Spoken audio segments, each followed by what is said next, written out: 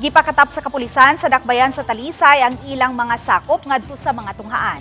Kini sa pagtuo nga mas daghan ang mga tinun-an nga mudagsa karong simanaha. Mato ni Police Lieutenant Colonel Ipriam Paguyod, ang hepe sa Talisay City Police, nga bisan pa man og niadtong Enero 2 pa ang pagbalik sa klase human sa taas nga bakasyon tungod sa Pasko o pagsugat sa bagong tuig, apan karong simanaha gyud ang dungan nga pagbalik sa pampubliko ug pribadong tunghaan.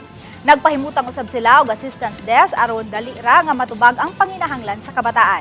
Gipahinumduman ni Paguyod ang kabataan nga dili magpada sa mga daotang tao nga gamiton sila sa illegal nga kalihukan.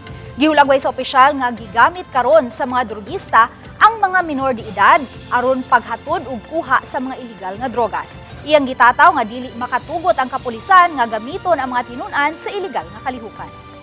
And in coordination na rin po yan sa mga barangay, ma'am, to utilize their force multiplier. Since mahaba-haba po yung bakasyon, gusto po nating palalahanan ulit yung mga estudyante na maging vigilant po sila, no? Wag po nating bigyan ng opportunity yung mga would-be offender na ano yun, yung bigyan ng chance para tawan sila or gawan sila ng masama.